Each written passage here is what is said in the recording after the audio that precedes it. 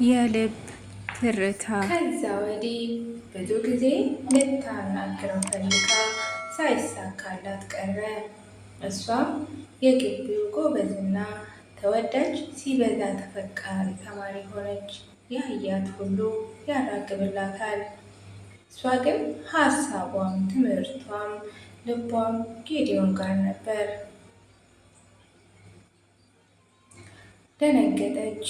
አንድ ወጣት መሬት ላይ ተዘርሮ ሲንፈራፈር በአፍና በአፍንጫው አረፋ ሲደርቅ ነበር ያየችው። በዙሪያው ብዙ ተማሪ አለ፣ ግን የሚረዳው አንድም ተማሪ አልነበረም። ሰላም ጤና ይስጥልኝ ወደ ቤተሰቦች፣ እንዴት አላችሁ? እንዴት ቆያችሁ? የፈጣሪ ሰላም ብዝት ትርፍርፍ እላችሁ እያልኩኝ ዛሬ ደግሞ በአዲስ ተረካ ተከስቻለሁ። የልብ ትርታ የሚል ርዕስ ያለው ነው። እንግዲህ ቤተሰቦች እንደተለመደው ሼር ላይ ኮመንት ላይክ እያደረጋችሁ እስከ መጨረሻ ድረስ ተከታተሉ እያልኩ በአክብሮት ጋበዝኩኝ። መልካም ቆይታ። የልብ ትርታ። ዛሬ ቀኑ አዲስ ነው። አሮጌ ዓመት አልቆ ሁሉም አዲስ ሆኗል። ትምህርት ቤቶች እየተከፈቱ ነው።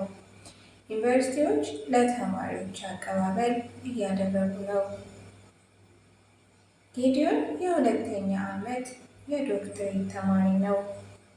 በባለፈው ዓመት ሀገር አቀፍ ከፍተኛ ውጤት ያመጣው እሱ ነው። ዛሬ ሁለተኛ ዓመቱን ትምህርት ሊቀጥል ሻንጣውን ሸክፎ የጅማ ዩኒቨርሲቲን ረግጧል።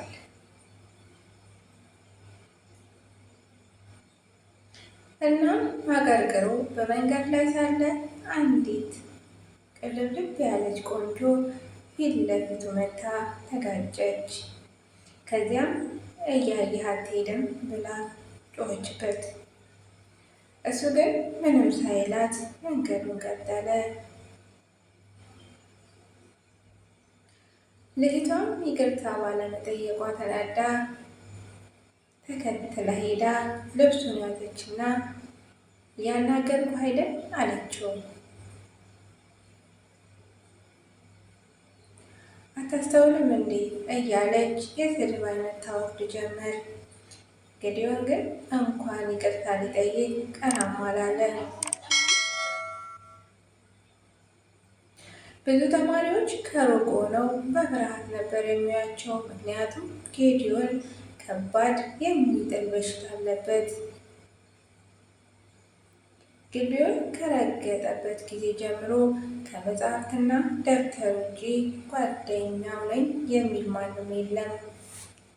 ሲበዛ ኮስታራ፣ ዝምተኛ፣ ብቸኛ ነው። ከትምህርት ውጪ ከመምህራኖቹ ጋር እንኳን አፍ ለአፍ ገጥሞ አያውቅም። ምንም ሲስቅ አይቼው አላውቅም።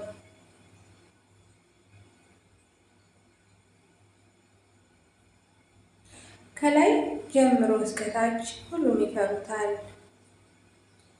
መቅደስ ግን አታውቀውም። የመጀመሪያ ዓመት ትምህርቷን ለመከታተል ገና ግቢውን መርገጧ ነው።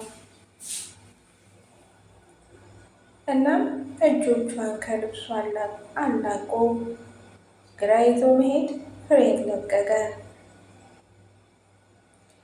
መኪና ራሱን ለማዳን ይጠቀማል። እኔ ባለሽም አንቺ እያየሽ መሄድ ነበረብሽ፣ ግዴታሽ ነው አላት። አመናጭቋት ሄደ። መቅደስም ሁኔታው ገርሟት በነበረችበት ቆማ ሲሄድ ታየው ጀመር።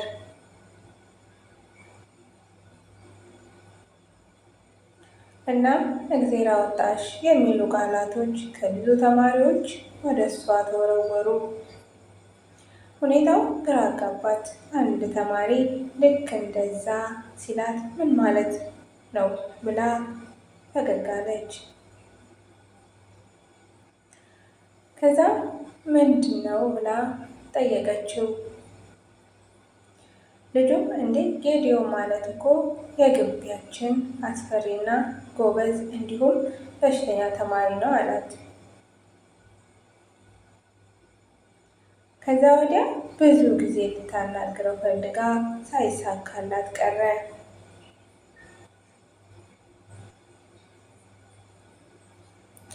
እሷም የግቢው ጎበዝና ተወዳጅ ሲበዛ ተፈቃሪ ተማሪ ሆነች። ያያት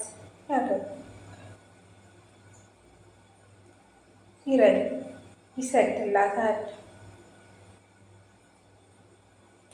እርሷ ግን ሀሳቧ፣ ትምህርቷ፣ ልቧም ጌዲዮን ጋር ነበር።